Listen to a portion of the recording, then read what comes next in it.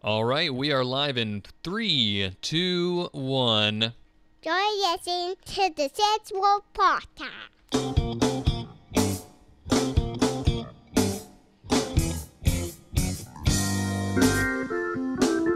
Hey everyone, it is Thursday, May 4th. My name's Bobby Frankenberger, and you're listening to episode 17 of the Sixth World Podcast.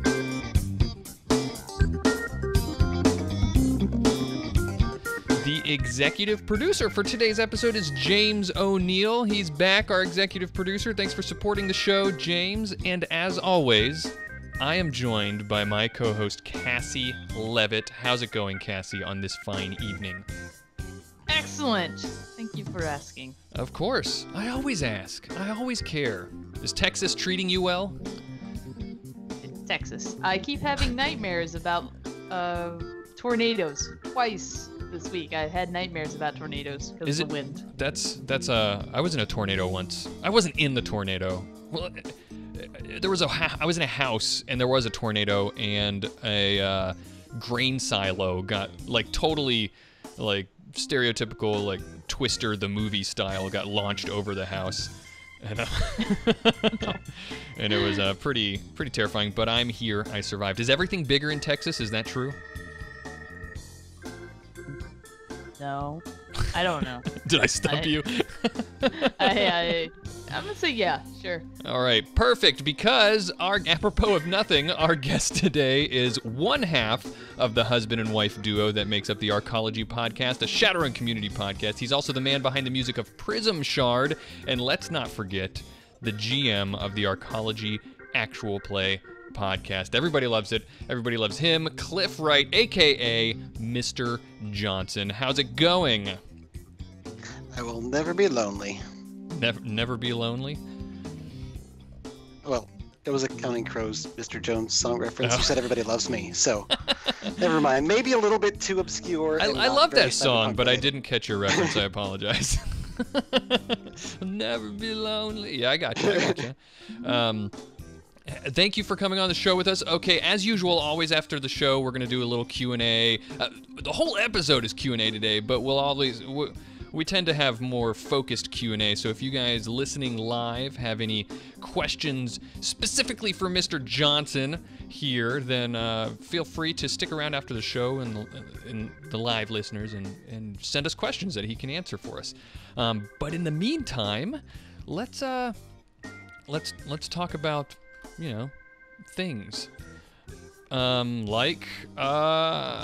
May the 4th. That's a thing. On the day we're recording, Star Wars Day. May the 4th be with you. Right? Oh, yes. Mm-hmm.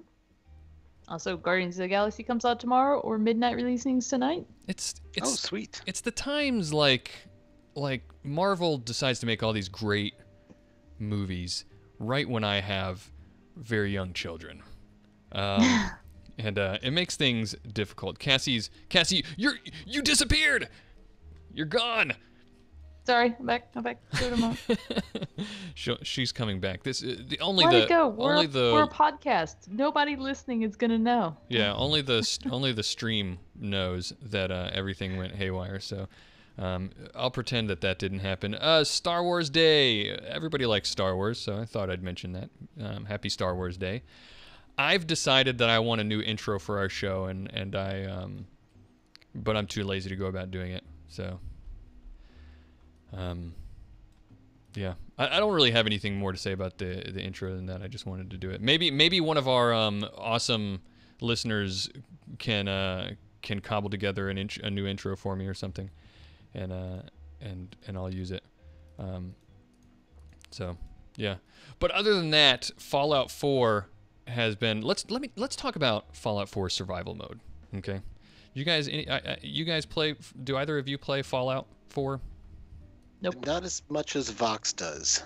She's playing Fallout 4 right now. As we speak. Has she played it in survival mode? First of all, I just discovered that Fallout 4 was on my Xbox, and I don't know how it got there. I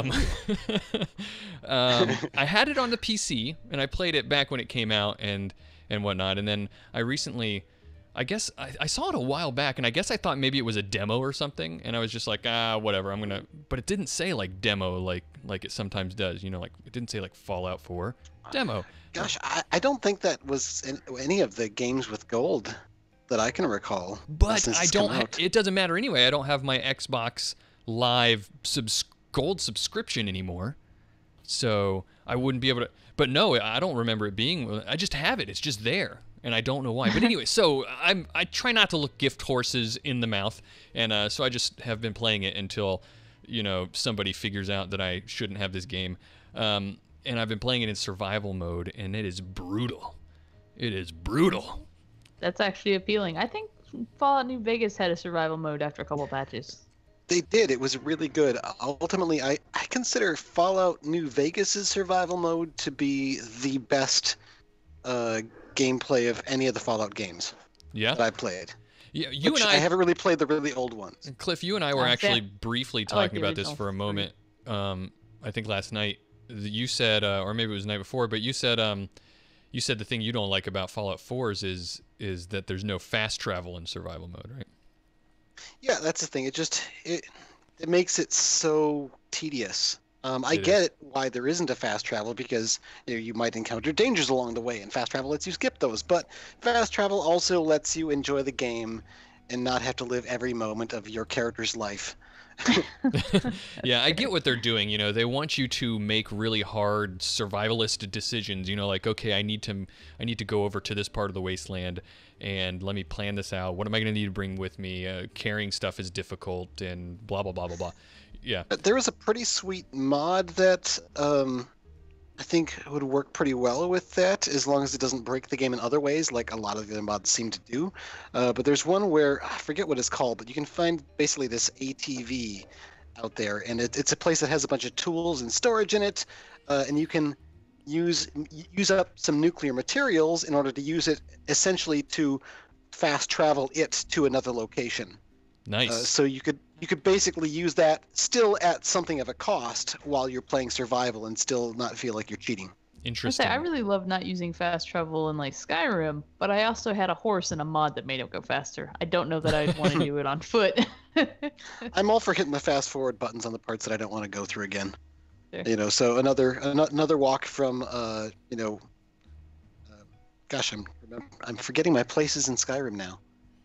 Well, one end to the other of the map. If I've already done it, I'd rather just hit the button and skip through. Yeah. Unless I have a lot of flowers to pick. I do like picking flowers in Skyrim. I do a lot of that. It's you gotta make your stuff. Gotta. Well, you stuff them all in your mouth and eat so you can level, right? That's There's right. some great fan art out there. People like Skyrim alchemists. You're just eating stuff and then vomiting.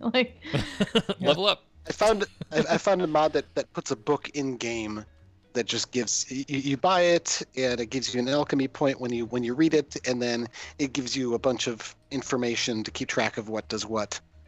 So Nice. you can kind of use it in the game without having to exit out to look at a browser. I know I could just look at it on an iPad or something too, but Yeah. I find it convenient. Yeah, it's a fun game. I've been having a blast with it, and it is definitely brutal having to spending 25, 30, 40 minutes going from one side of the place to another, and then when you're almost there, just tripping and falling off of a place and dying, and then wanting to shoot yourself. It's rough, but fun. I love it. But you know what? We have some of this today that we never, ever, ever have. World News Today. We've got news, guys. The big news, well, I'll save the big news because we have some other things first. First up, we talked about it last week. We teased it last week for Earthdawn fans, and it was announced a couple of days or maybe the day after we teased it. Earthdawn, we've got the three of us are involved. There's an Earthdawn actual play, and Cliff is fortunately here to talk about it because you're kind of like the brains behind this, aren't you? Basically, it's kind of my baby that I got started, but there's lots of people involved now, so right. That's yeah. awesome. Can we explain what Earthdawn is for the new players of Shadowrun? Yeah, Cliff, why don't Sure. you tell everybody? Okay, so they talk about Shadowrun as the sixth world, right? Speaking of hey, this is when magic came back, and before magic came back, where we unfortunate people are living today now, is the fifth world. And before that, when magic was back, before it went away again, that was the fourth world, and that's Earthdawn. So it's a fantasy setting that does not really play at all like Shadowrun, but shares a lot of the lore, and there's a certain connection, even though the companies and their properties have gone their separate ways. So there's no real actual connection between the games anymore. But it's a fun, I guess, epic fantasy setting that is very rich and detailed and has a unique system that I really like. I think it still has some lore connections that you'll find if you look over it right. I think Path of the Wheel is mentioned for the elves and stuff like that. I think so. You'll sure. find a few little hints there, but yeah. Perfect. Yeah, So, but the cool thing is it's a fantasy setting. It's not the same rules as Shadowrun and all that kind of stuff, but very it's, different game. Yeah, it's definitely a different game, but a lot of people, especially those who are really into the lore of Shadowrun, really get into Earthdawn because of that, that connection that I guess officially nobody likes to acknowledge anymore, but it's there. There's a connection there. I think I think some of the writers we talked to, at least one of the writers we talked to, was wanting to try to bring that back a little bit, because I don't think there was ever a horrific split. But yeah, it's definitely Earthdawn and Shadowrun. I feel like if you didn't know one or the other, you would have no realization that they were connected. But if you're super into some of the lore and stuff, you'll find those Easter eggs planted hereabouts. Yeah. Yeah, it's nothing where you're designed to travel through portals back and forth and do stuff unless you're doing something silly and fun. But Right. I'm not sure how well that would work for a campaign. Probably not terribly. But I'm sure it's crossed just about every Shadowrun GM's mind at some point in time before they decided that was a bad idea. The point you might is, find though, the occasional artifact or dragon name that's mixed in there somewhere. But yeah. The point is, though, that Cliff started an Earthdawn actual play, which is actually, I think, pretty unique. Didn't you describe it to me as sort of almost like anthology style? We have so many people involved, me and Cassie included, that we've got 3 simultaneous groups running in the same world, but aren't playing together. It's just we exist in the same world, and I guess we've talked about potentially crossover stuff, but nothing concrete or anything. But there will someday be a giant multi-party session to fight the big horror thing at some point, or a big horror. There's more than one out there. Right. So that's the that's name of the awesome. podcast is Legends of Earthdawn, and that was actually Cassie's idea.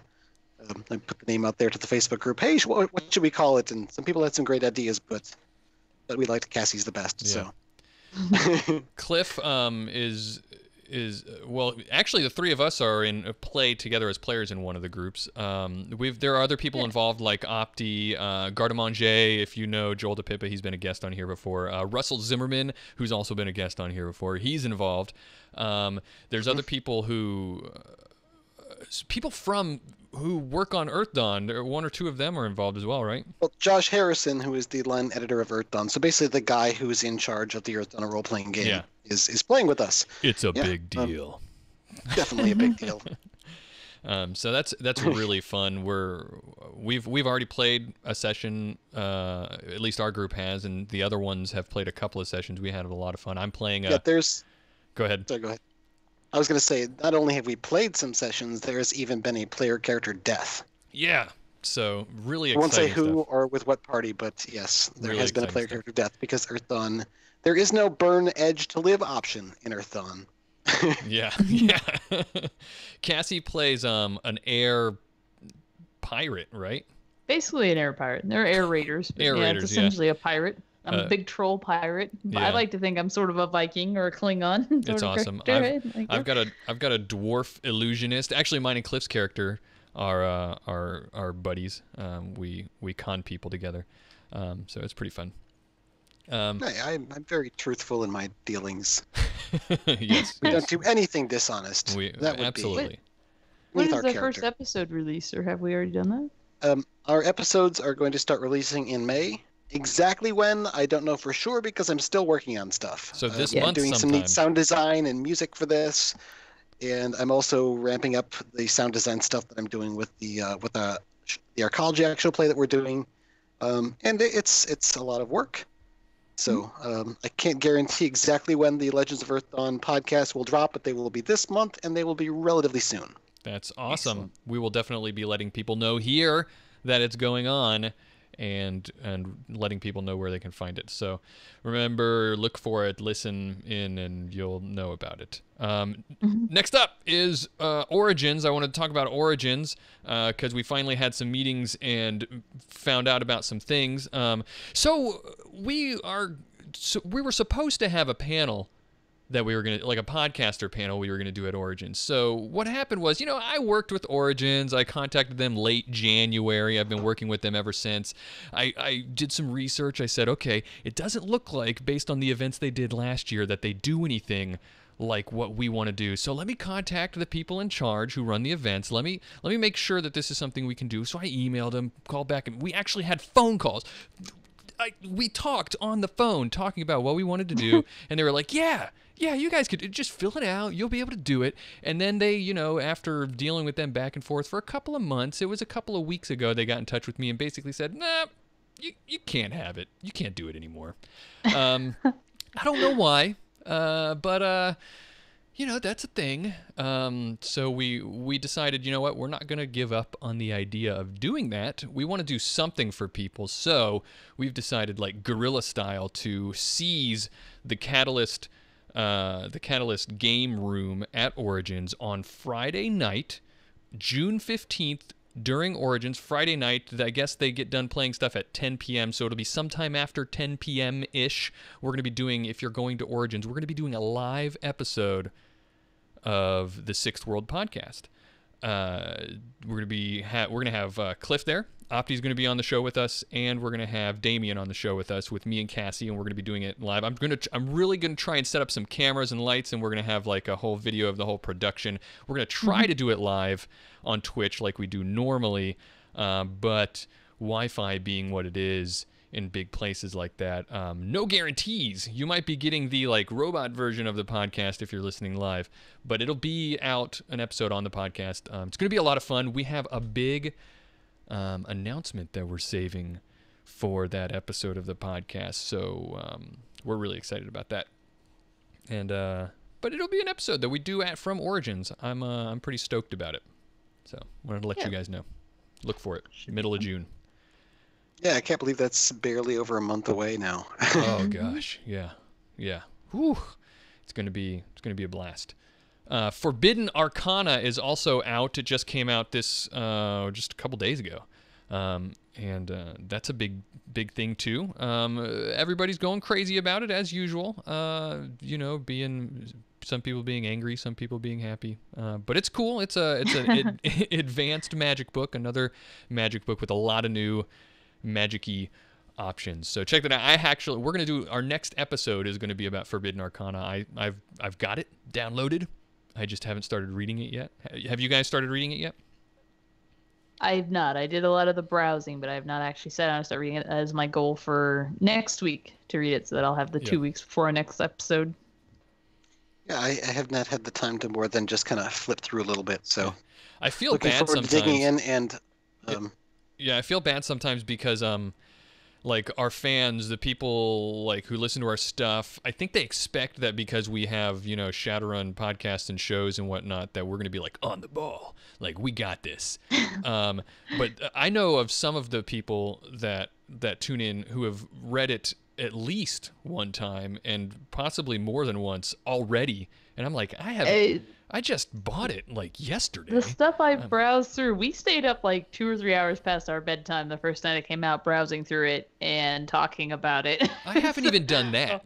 I was super excited enough to wanted to sit down and read it, but it's like, no, I've already got other things on my list. Yeah. I'm gonna hold to my schedule. I will do. So honestly, I'll be lucky if I do read all the pages before our next episode. I'm gonna pick out definitely some key parts to. I'll get it done, and I'll give you some references to help you out. Cassie's the Sixth World Podcast researcher, so. I'll have to make sure to find some really juicy tidbits, maybe with Bams's help, that I can spring on you in the middle of a game session before you've read it. Yeah, that'll be great. There you go. That's my favorite thing.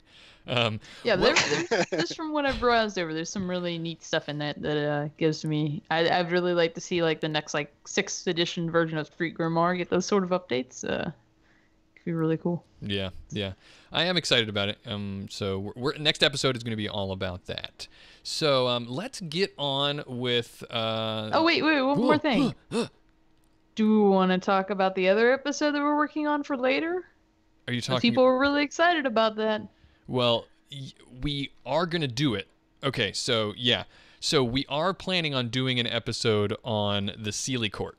We've talked about it, and that was actually going to be tonight's episode, but things happened, and the person we want to do it, we're probably not going to be able to get that person. Cassie, I haven't told you that yet.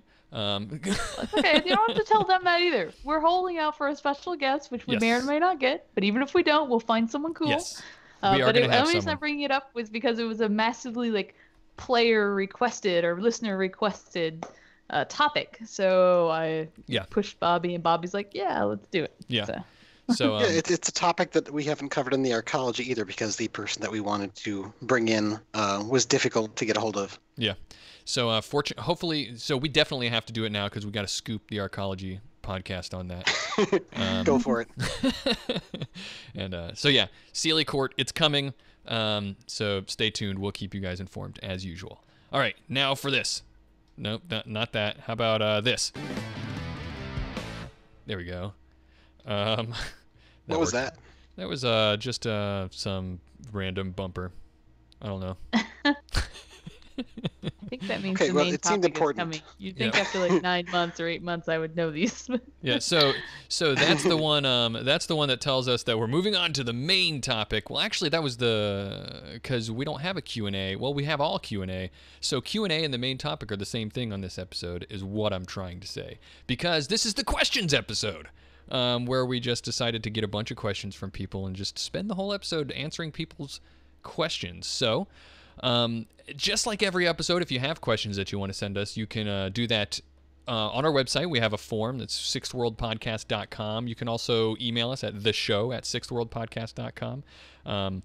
If you want to have your questions have priority for our Q&A segments, then our patrons have their questions have priority. So go to patreon.com/sixthworldpodcast and help us out. So we're going to be doing all questions all day today. Our first question comes from Keanu Reeves, and he asks... You got parents and stuff? Whoa, yes, Keanu. We do have parents and stuff. Yeah, so just cool it. Okay. He likes to butt in sometimes and give us a lot of trouble here on the podcast, Cliff. I don't know if you noticed. Or you knew that. Keanu's... That's probably... what I hired him for, actually. Yeah. Go settle down, Keanu. Go get yourself a sandwich or something. Double cheese anchovies? Well, that's a pizza. That's not that's disgusting, and that's just what somebody had for dinner today. That's pretty much All right. Great. First question is from patron Paul Higdon Sparkles, our good friend Sparkles. Asked us for Mr. J and other GMs, when creating content for your campaigns, do you find it more interesting to use character backgrounds, contacts, qualities, and stuff like that as source material to drive the direction of your campaign, or do you prefer to drive the campaign through your own ideas or through published content or something like that? Cliff, why don't we start with Cliff? He's our guest. How do you like to do that? Yeah, I guess I like to start with something of an idea, preferably having a session 0 with the players as well to get an idea of what they want to get out of the campaign. And I really base it very, very, very heavily on that. And what I think the character backgrounds and contacts and qualities and source materials certainly more than my own content, though you get a bit more of mine when I start things off and then I start riffing off and interacting with the players. As far as published content goes, I use ideas and nods to that, but I tend to incorporate very few, if any, canon characters, just because I don't want to overshadow the role of the player characters. Sure. A lot of those big name characters can seem suddenly more important. Right. Right. And that's great when you want them to make the player characters feel nice and small and that they could be murdered and dumped off at a Tanimus lab anywhere. But Right. What about you, Cassie? My answer is very similar. I usually go whenever I can with player content kind of as my priority, because usually then players will be a little bit more invested in the story and they'll get to, they made those, so getting to see their creations come to life is a lot of fun. I actually like to use canon stuff whenever I can, especially if it blends in. I don't usually too many big names. I've not yet to this day ever done like anything with Laufrey or Damien Knight kind of, but I do use some of the canon smaller people. And I like to do that because then if players are listening to like Opti or the Arcology podcast or read a book, then they actually get to like read about those characters and like, I met him in game, So that's kind of fun to me. Yeah, that's cool. Especially if you're pulling anything for missions and then you go do a mission, you might run into those depending on the season that you're in.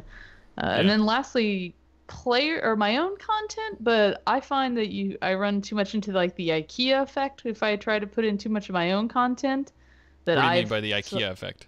So the IKEA effect is whenever you overvalue something because you made it, even though it may not inherently have as much value. My players have murdered my ideas out of me. Every to that regard, to the point where right? you can't be attached to them. There was a thing recently in a recent campaign where I had a major character with lots of cool abilities, and a player burned Edge to take him out. And I was like, this guy's a full edge pool. I could have him roll dice and survive this. But you know what? That player burned Edge to make him die. He's going down. Almost every system you read whenever you start reading GM sections, it'll always tell you that, hey, whenever players do something really epic that should earn them the kill them, right? We know you love your creation, but it's about them. You can always make more NPCs. I'd say the one caveat I usually have to that, my favorite NPCs or my own creation content tends to be the one the players really run with. And then I may flesh them out a little bit, but otherwise I let the players kind of create their story, right? And most of the time, those are random NPCs I've had to make up on the spot because something odd happened, Right. Some little connection. So. Yeah. Those are the best. For me, Frank the Ghoul is my favorite example in my own campaigns. He was just flavor text, basically, that turned into a major NPC. Not just a major NPC. If you listen to the Arcology actual play, his involvement culminates in a big storyline and a big huge moments and everything. But that's a great example of Cassie. You've said that before of just listening to what the players kind of latch onto and running with it. Yeah, I definitely had one. When I very first started on the grid doing them, I had just a random murder hobo minotaur killed somebody. So I made up a name for that guy, and then later accidentally reused the same name. And then we came up, the players and me created this whole plot line about how essentially it was like a doppelganger and a replacement job, and there's a big conspiracy going on, right? And that character all got used all the way up till this week. One of the NPCs, he's still around and still alive in the world. So definitely kind of player collaborated content is the best. You can use it. Yeah. I also firmly believe that the campaign world is in a quantum state, which I guess I mean by that probably horribly abusing any scientific terms in the process. But the idea being that until the player characters, or it's defined for the players in front of the players, it's potentially in flux. So retconning can be your friend, and it can make you look amazingly brilliant. Yeah, no kidding. I'll often make a few little notes or try to keep kind of track of what abilities I've used for players or when an NPC has interacted with a player, because I don't want to change that after the fact. But if I totally decide that this mage needs a spell, or this space character suddenly needs a skill, and the players didn't know that they had it or didn't have it, I will totally slip that in later. Oh yeah, you've got to be consistent, but yeah, you can always mold that on the fly. Yeah, and these guys have said, I can't say anything that they haven't already said. I tend to lean on player backgrounds and stuff and whatnot. Or your patrons. Yeah, or my patrons. Basically, I just get everybody else to come up with all the ideas for me, and then I'll just cludge them into some sort of bringing them together for the campaign. But yeah. I think it's the best. Tabletop is always a collaborative storyteller between the GM and the player, so it's the best way to do it. No doubt. Next question from Chris Vandergriff, Patreon patron Chris Vandergriff, friend of the show, of course. We get lots of questions from Chris. He says, can you do a show on how to use Shadowrun in the wild? The adjustments needed from urban to rural knowledge skills, new contacts available, or new uses for old contacts, the show's favorite. Oh, and then he asks the show's favorite or most desired Howling Shadows menace to use. Cassie, I think you loved this question because you want me to. I answer all these questions in the show notes, so if anybody looks at them later, and I just put, Bobby, can we please? I would love to do an entire episode on Howling Shadows and talk about how to put critters into your games. Maybe that would be my excuse to finally read. I keep saying that's the book that I haven't read, that I keep regretting not having read. It was my New Year's resolution, and I finished reading it, and it's one of my favorites. I love Howling Shadows. It's a great book.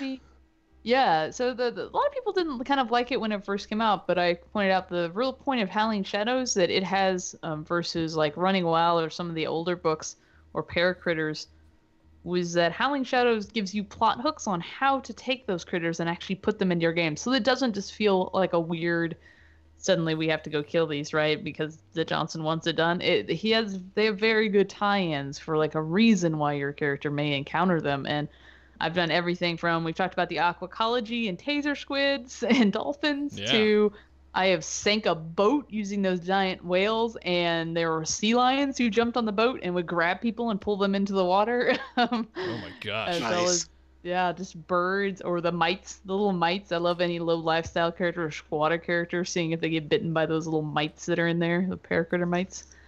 Cliff, do you have a favorite or most desired Howling Shadows menace to use? Oh man, I will say Chris will probably be rather pleased with the next direction of the next big adventure in our actual play, because I basically I was using Howling Shadows like a menu for that. I had a lot of fun with rooks. Ooh. Like those. Those are techno critters, right? Yeah, basically awakened birds of any kind, but these were crows, and they can form like a Gestalt persona with huge matrix attributes, like way up in the teens. But their skills don't necessarily improve by having a bunch. So they're still only flinging about 10 dice for what they do, and they don't have cyber combat. So I had to come up with some creative ways for them to be nasty. That's cool. They were nasty. I've definitely broken into runners' cars and stuff before with the little awakened raccoons. Mm-hmm. Well, they have a locksmith skill, bandits. Yep. Yeah, and that's not even a technical skill. I thought about having a trained bandit for my one of my characters, but yeah, my Black Star neo-anarchist character actually has a pair of dogs that and the skills to train them and work with them, so that'll be fun. A Jack Russell Terrier and a Rottweiler.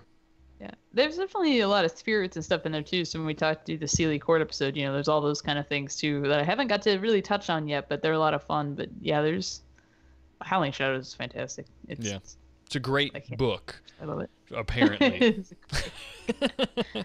I do have some, I don't know if I've posted them yet on the Patreon, but we'll get to it. I've gotten written runs using paracritters. I know we have the one with the Arcology as the taser squids, and then I have another one for hunting a juggernaut that actually was inspired by a fan on Reddit or somebody on Reddit.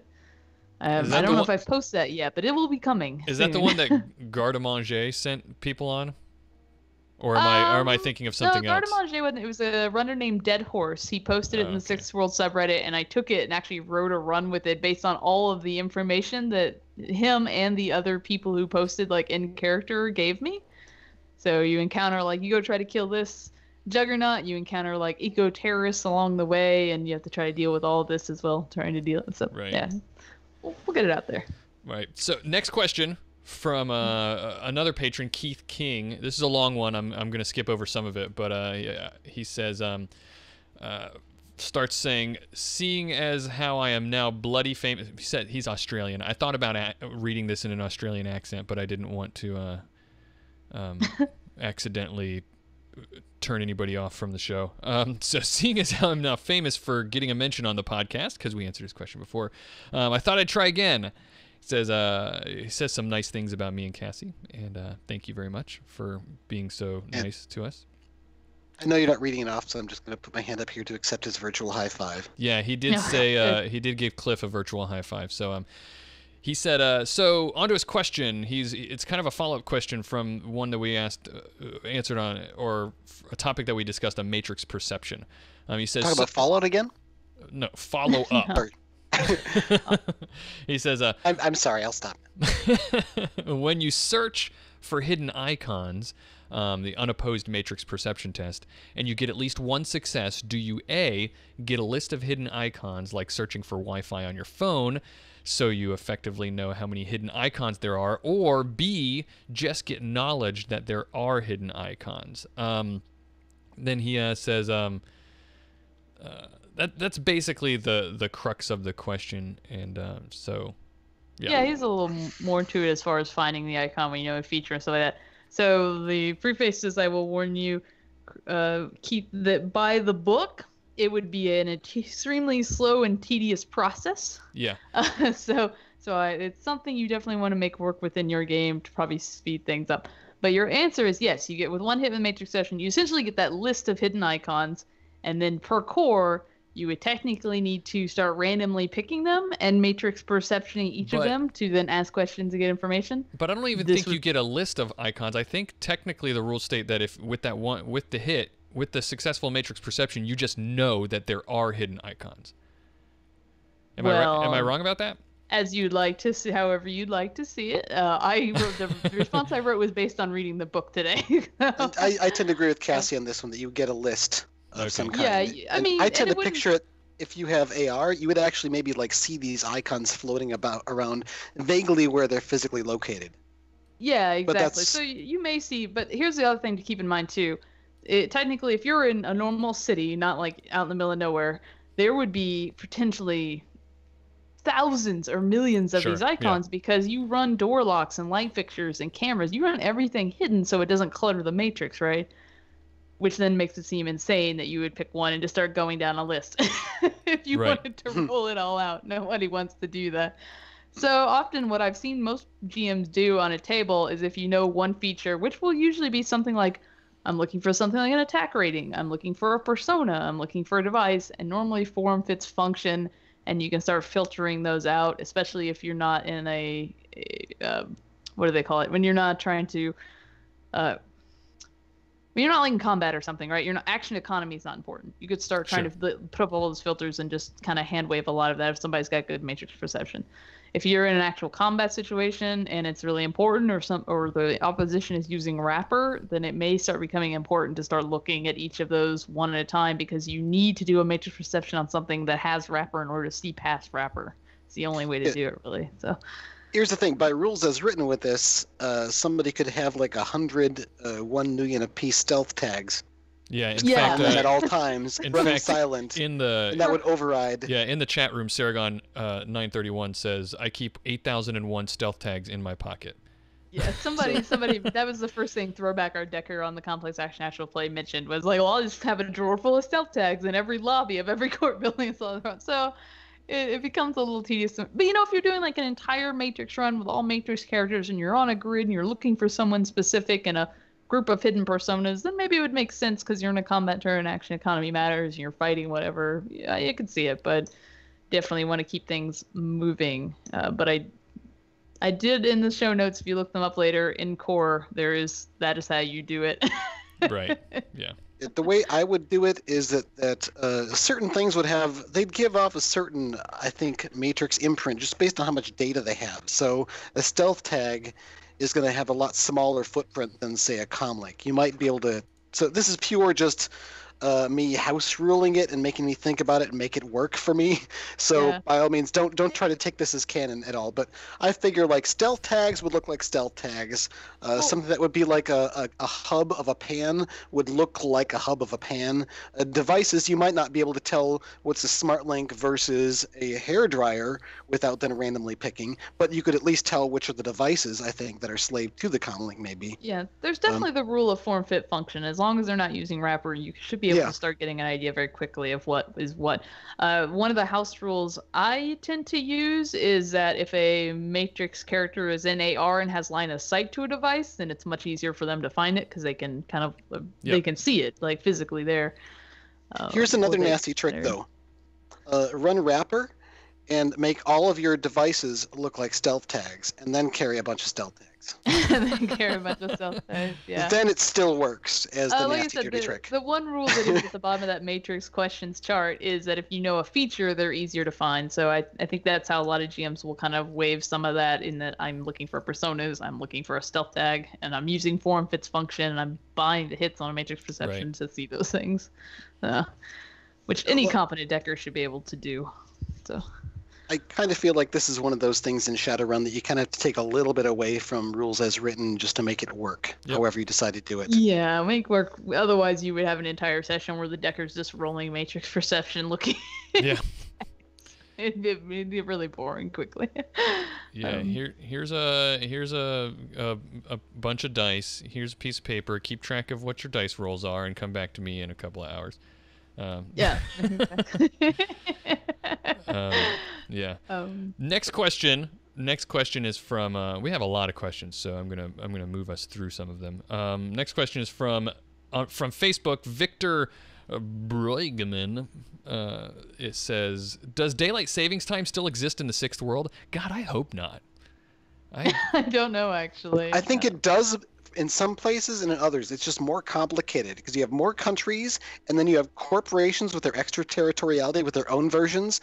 Yeah. So yeah, I think it does. And it's just Corps are looking at Japan time, right? Like they're well, certainly time zones exist, but like daylight savings time. So like Ares in Ares, Seattle is like, oh well, we're gonna turn the clock back 2 hours on this day because we want to. Yeah, but Shiawase doesn't. Right. Yeah, I don't know the real answer of that, but in my game, yes, it's gone. Screw that. Yeah. Well, here's the thing: your comlinks just update for it, so you really don't have to keep track of it. There you go. Yeah. Oh yeah, once you're in Ares territory, it just updates for you. But then you have to pay attention to your comlink. Like you have to notice that the time changed. That's what your AR feed is for. It's not a problem. If you're not a mage and scared to, you got trodes at least, you're fine. You might there'd be all sorts of hilarious problems with that. Like oh, I got 30 minutes till lunch. Let me go into here, and then next thing you know, you look up. You don't take a lunch. You're not a a wage slave. You're taking. You're lunch. a Shadowrunner. I'm talking about when you're playing Shadowrun. Okay, fine. Yeah. You've got to do that sometime for a run complication where you set something up with a Johnson where they're going to meet you at a certain time. Yeah. But unless someone does the right legwork, they don't know that this particular corp facility is operating at a different version of daylight savings time or whatever than everyone else. One of my GMs definitely made a 2 logic character roll his logic to see if he was smart enough to figure out the time, how long it would take him to get across the sprawl to him. Man, I don't think I have enough logic to figure out what time it is. That's what comlinks in are Colorado right now. We have machines to remember the stuff for us. That's true. I'm not gonna go through my map. That's true. I just open up Google and say, "What time is it in?"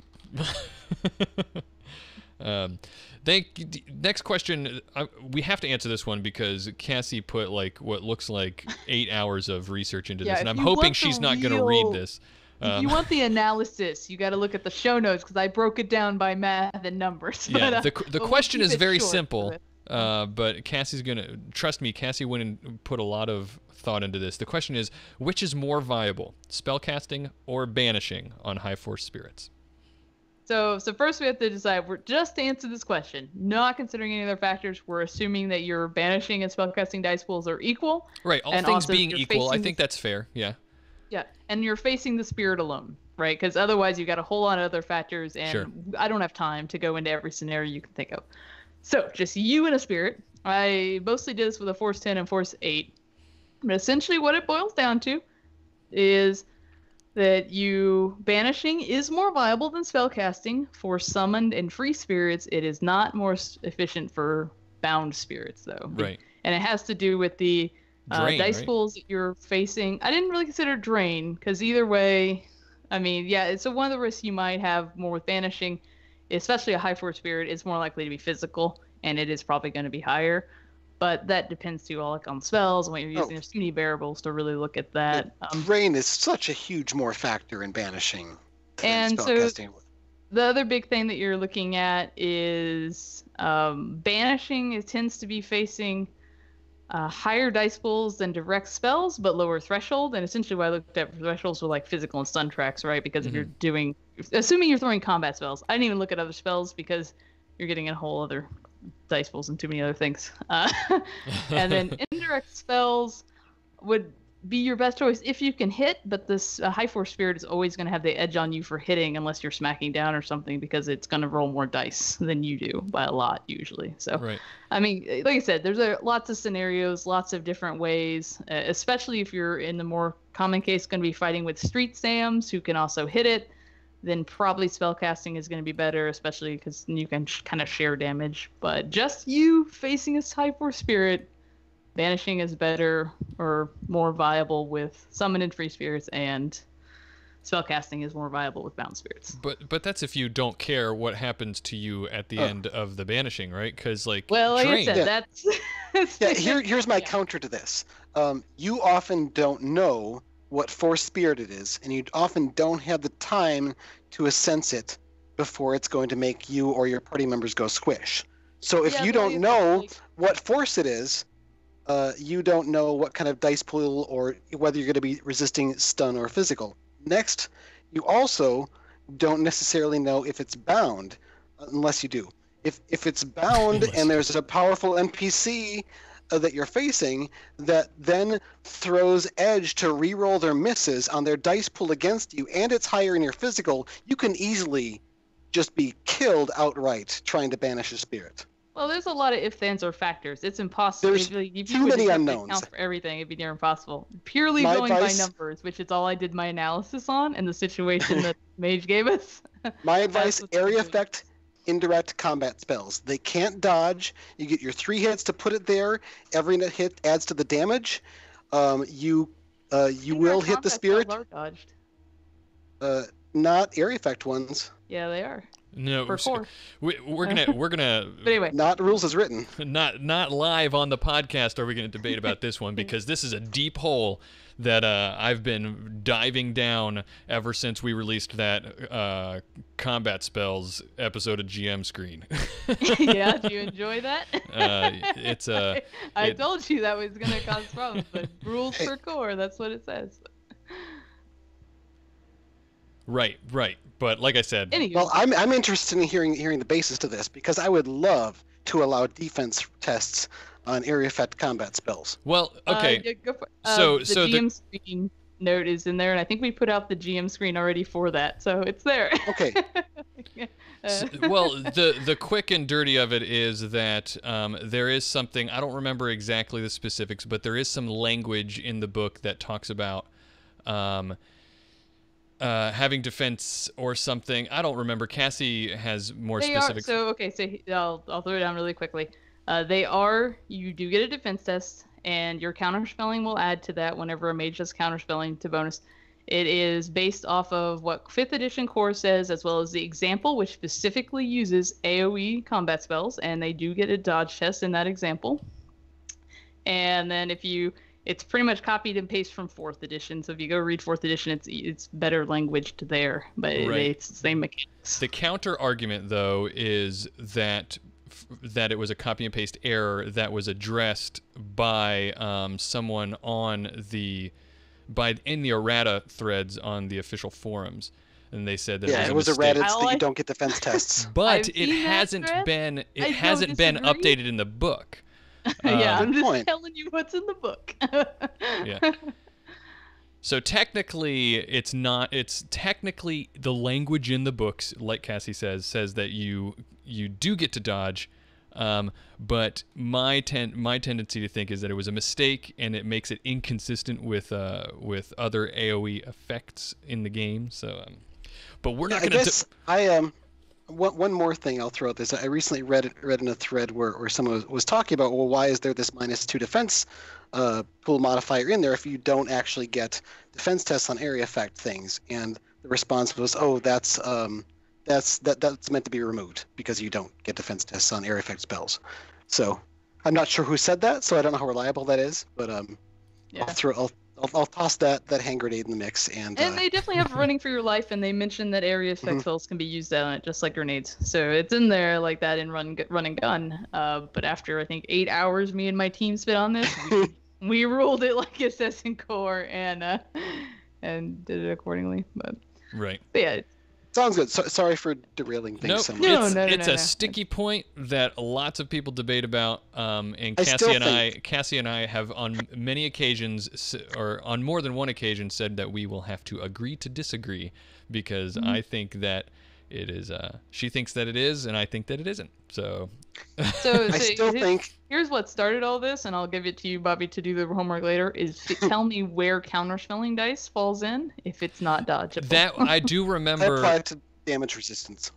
You apply to damage resistance? Okay. Mm-hmm. Yeah. So yes, that is definitely something because you did raise that point, and to make it clear for people listening to our debate here, Cassie raised the point when we were debating about this before that GM screen episode came out about combat spells. She said, if you do not get to defend, then counterspelling cannot be used to affect the combat area indirect combat spells. And I didn't have an answer for that. You could, of course, house rule, like Cliff just said, that it applies to the soak, which is probably what I would do. But there are lots of areas in the rules that are sticky and weird, and that is one really big one, I think, that a lot of people disagree on. But I still say, even if you get defense test against indirect area effect combat spells, you are still way better off throwing an indirect combat spell against a spirit than you are gambling your life on a banishing attempt, unless you have a lot of edge sitting around. Okay, so yeah. If you have all the facts. It's just that a force 10 spirit has more dice than you typically will. It will still kill you. If it's a bound spirit, and you might have edge being thrown back at you. Spellcasting for bound spirits is hands down. It's the better option. I think your analysis is 100% correct that you're better off banishing if you have all of the facts. If you know what force it is, and you know that is not a bound spirit. Yeah. And to be fair, Cassie did lay that out at the beginning. She said, yeah, and I very quickly put in the example that I used to get to this conclusion because, like I said, a lot of different factors can obviously come into play and change things. The other big thing I would point out is that, which we won't go into too much, but Forbidden Arcana added some really cool stuff for banishing. So it actually adds some additional effects and stuff to it too. So maybe something you want to look at. You are interested in banishing to the person who submitted the question. Maybe we will revisit this next episode when we yeah, because there's a really cool quality that makes banishing an interesting gives banishing an interesting mechanic. So to move on, we have another question from, let's see, how about this one, because I see Cassie looks like she did some research on this one too, and I'd hate for her research to go to waste. Scopamine question. That's a good one because he submitted it last week during our last show. Yes. So this is a weird name. I wonder if it's just a weird email name. Tavares. I'll just say Tavares. Tavares Maintenance is what the name was, but it was a weird. Anyway, thanks, Cassie. So the last session I had, my phys ad used a DMSO gamma scopolamine dart to paralyze someone. My DM and I were both lazy on how to handle the drug interaction. He rolled 3 successes against my drug of 12 power, and at first he thought the mark wouldn't be affected. I thought that because of how the game reads that the mark would be paralyzed. When he says mark, I think he means the person that was being the target. Would be paralyzed still, but the length of the drug would be lessened by 3 successes worth. Was I wrong? So to plug the complex action GM screens, we have one about toxins coming out soon. Yes. But yeah, so essentially you would have been correct because the 3 hits did not reduce the 12 to 0. The drug will still take effect.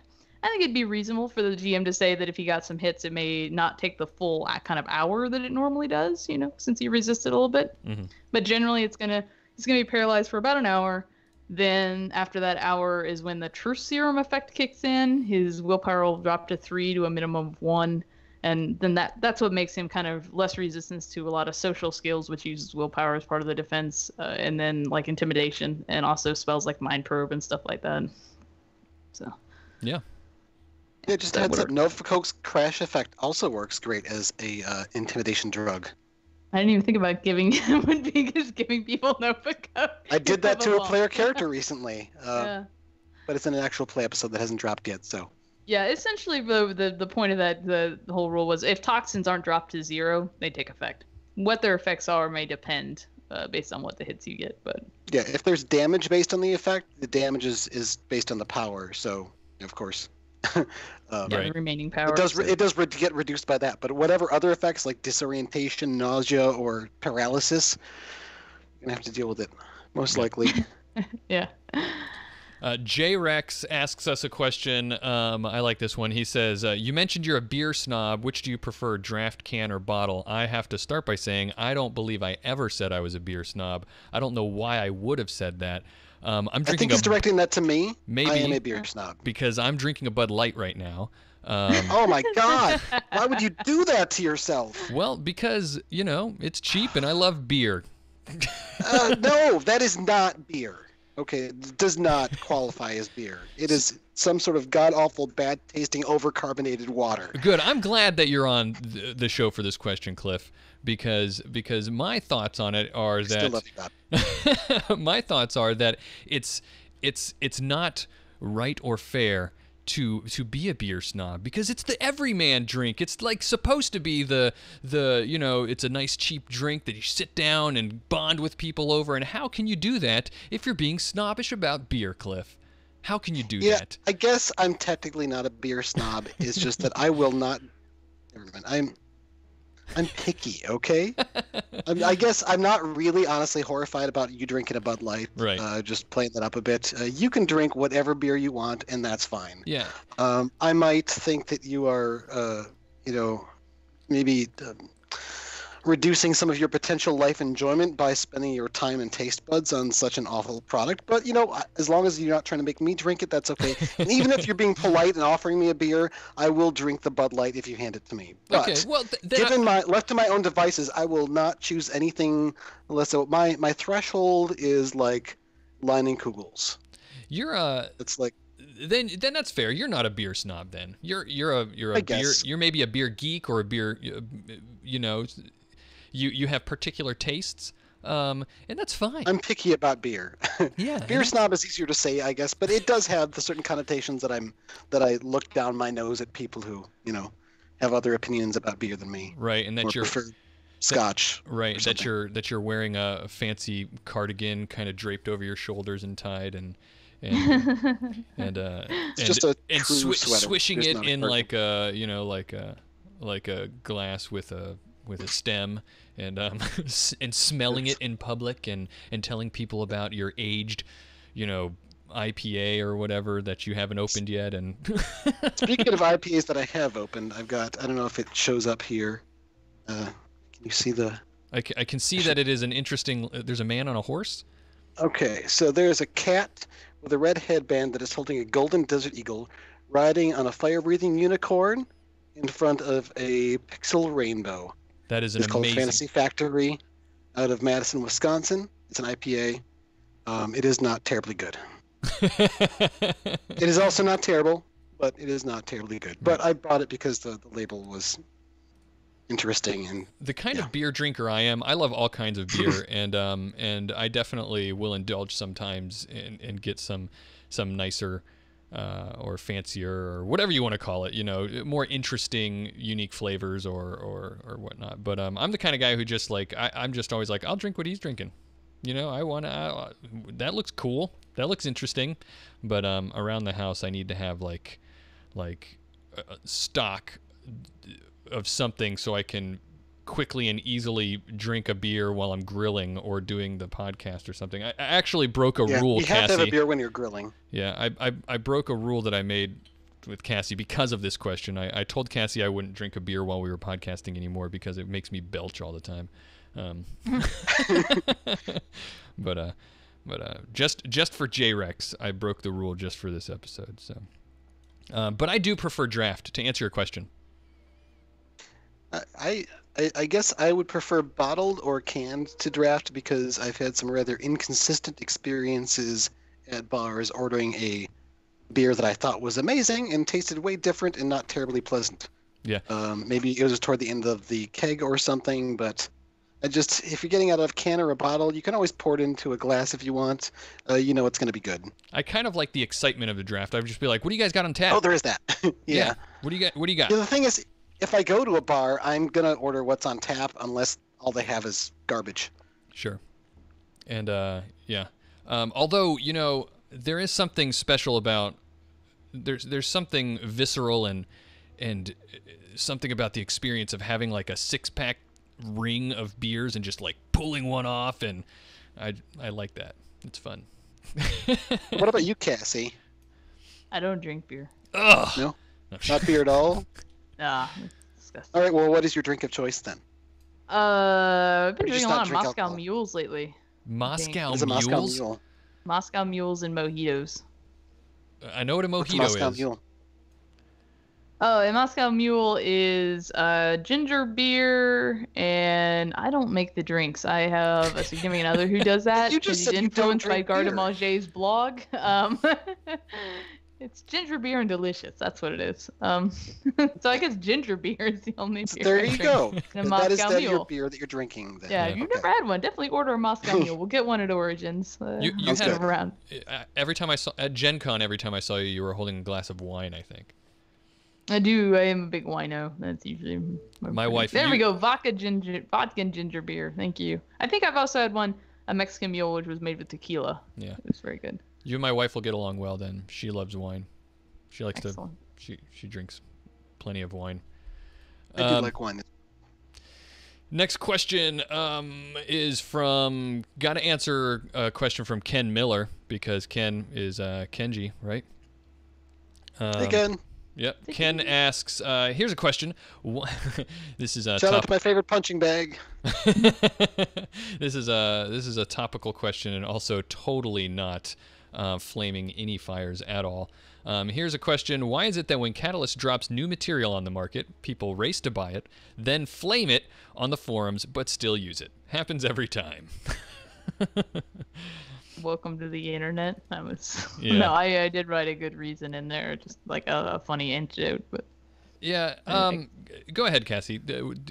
Hit this no, one. I don't know if I really want to share it on air. So it's just kind of like. Well, the reason I do want to Yeah. answer this question is because I do think it's something that we see a lot. I don't dive in deep to a lot of other like RPG communities, so I'm very familiar with the Shadowrun community, and I do think it's something that that we deal with a lot, and I don't like it. I don't like how angry people get, especially at each other. It's okay to get angry with Catalyst and everything, whatever. You know, when you're publishing a book, you're kind of putting yourself out there a little bit, and there are some things that they do that are of legitimate concern, but whatever. But I don't like how people treat each other, and that's what I see happen all the time when these arguments start, and it happens a lot around when new books come out. And not more than what I don't like about people treating each other badly is how the freelancers get treated, because because I will fully admit that because I personally know and am friends with many of the freelancers, that maybe I'm a bit biased, but I know that they put a lot of work into it, and they're not treated well by Catalyst doesn't treat them as good as maybe they should, and I won't go into a lot about that because I just don't think this isn't the place to do that. But Yeah, without going into the politics, whatever your problem is, it's not the freelancer's fault. yeah, Oh. And they have little to no control over whatever you're upset about. sure. Yeah. Um, And Whatever think it we is, I can give that answer. I think that we can all agree that we all love Shadowrun. I think most of us probably love the freelancers and the content the creator is out there. Everybody can agree with that. And the truth of the matter is just Catalyst has the rights to the game. And it's kind of a little bit tough shit until that changes. Now, I've gone through the same sort of scenario, having been a fan of a product that's made by Electronics Entertainment, which is one of the worst companies in America for several years running when it comes to things like this. And, the big difference between a video game is I don't have the time or the knowledge to reprogram that whole thing. I can rewrite all the rules in Shadowrun.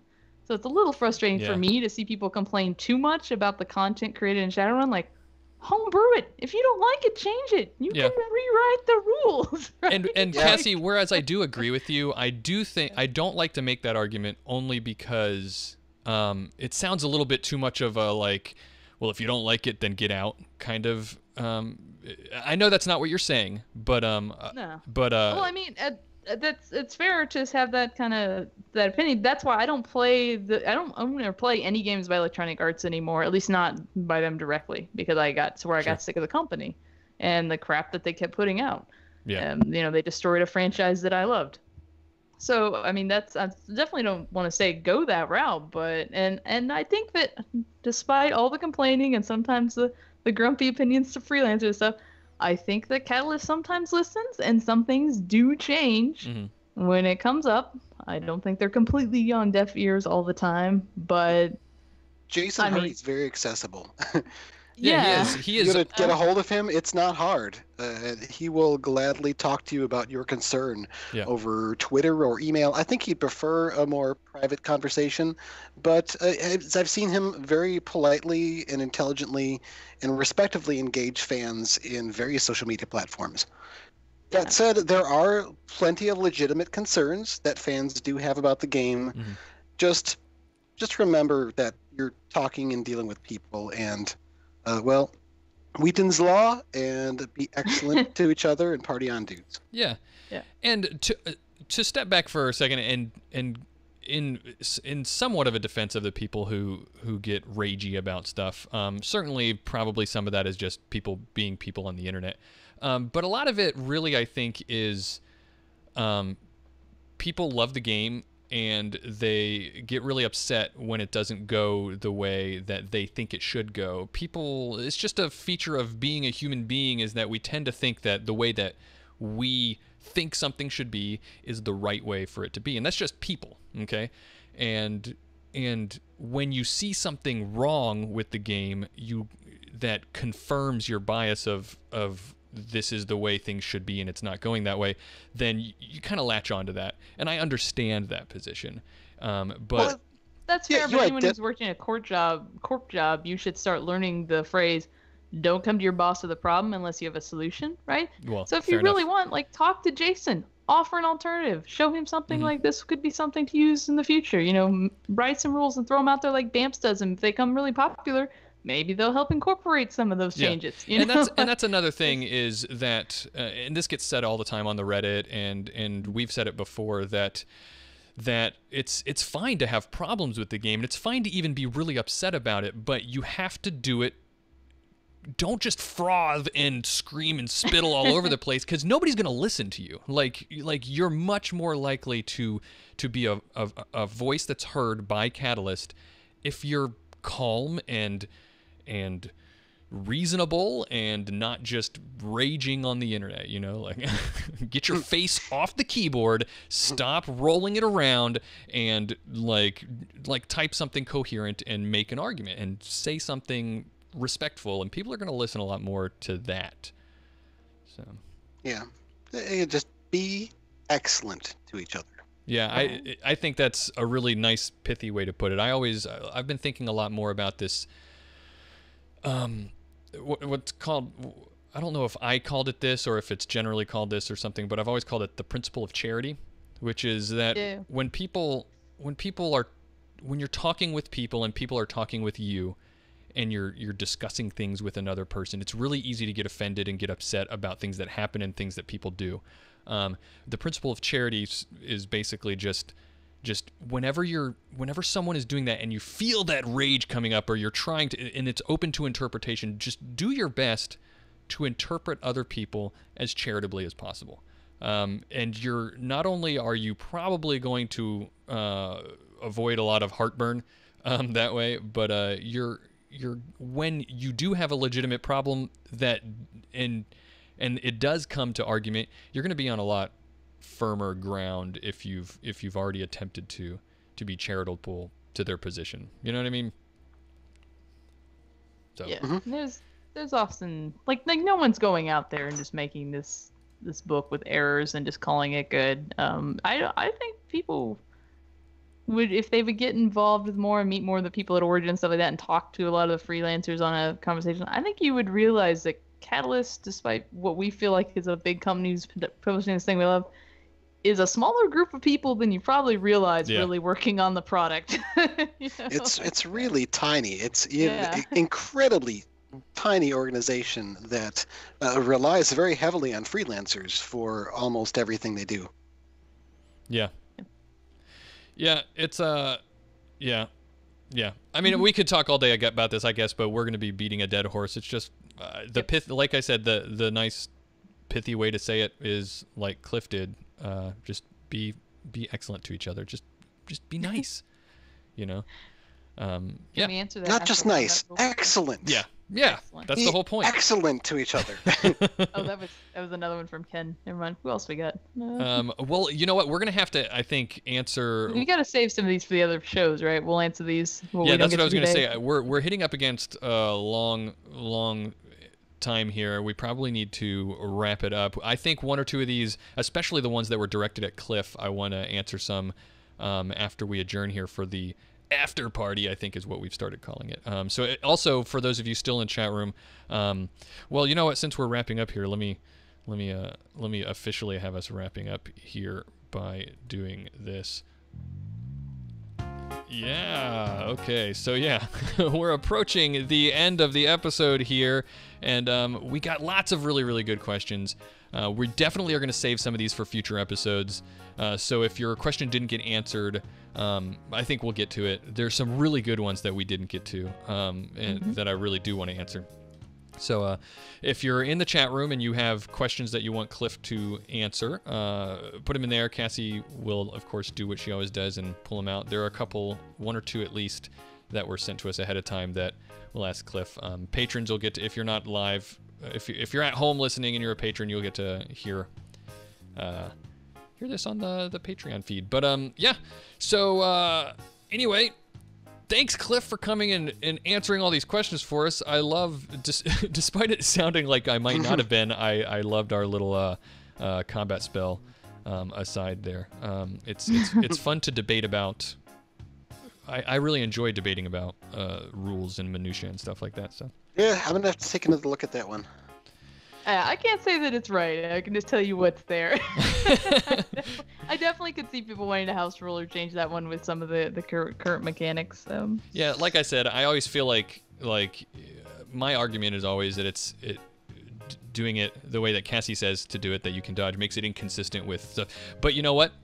You could easily say that there are other things that are inconsistent that are still rules. It makes it inconsistent only if you're assuming that they work exactly like grenades, but if you read all the wording, it's a copy and paste job from 4th edition. Fair enough. Again, this will be the third time that me and Cassie have to say, we're just going to have to agree to disagree. But thank you guys for listening. Thanks, chat room, for joining us. Like I said, stick around if you can.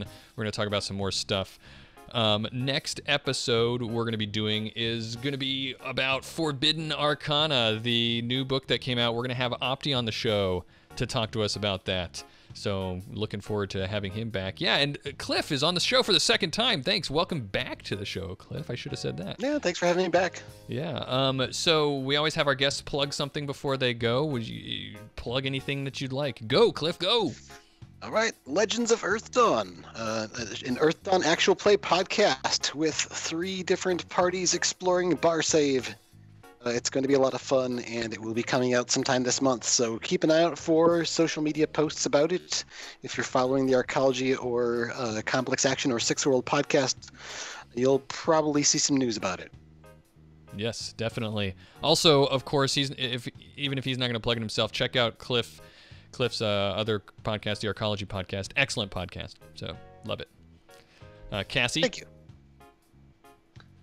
What's up? Can I plug somebody else? I want to plug somebody else. Do it! I super love the podcast Crit Squad. So if you haven't listened to Crit Squad, go find them and listen to them. Yeah. A lot of fun. They're the ones that do lots of really cool sound effects and stuff. Effects yeah, and they all music got and accents and I'm jelly. I'm not that good of an actor. I loved it though. Yeah. It's good stuff. I've heard. I actually haven't listened myself, but lots of people are talking about it lately on our Discord server. So I don't, this is one of the big things I do. So I plug the Sixth World Podcast. You should listen to more of these. So, of course, my GM screen's also on YouTube. So, which both of these guys write for. So, another little kind of self-promoting thing. We here. really should just find some good scripts and stuff and just do rules debates, right? Wouldn't that be fun? Let's. We're a big influence on the rules for SR5 right now. We should. That would be fun. Well, look forward to something like that one day, maybe. If you want to contact us on the show to ask questions or just tell us how awesome the show is, then you can send us emails at theshow@sixthworldpodcast.com. You can send us questions on the form on our website, sixthworldpodcast.com. Our outro music, which you're about to hear in just a minute, is by Johnny Nuclear and the Meltdowns. Our logo artwork is by David McDermott. You can find him at sixthworlddesigns.tumblr.com. I love all of the stuff that he does. And from me, from Cassie, and from Cliff, bye-bye. Thank you for listening. Say goodbye, everybody. Bye. Bye. What? No! When the days have gone dark and the sky's turning gray, everybody in the world, they're just staying enslaved. The technology's machines, we just feast for the screen. Lost in reality, can't find peace in your dreams. Society sodomized by the lies and the greed. Addicted to the tech corpse, keeping us weak. Okay. That's that. I'm stopping and starting the stream, guys. Don't freak out.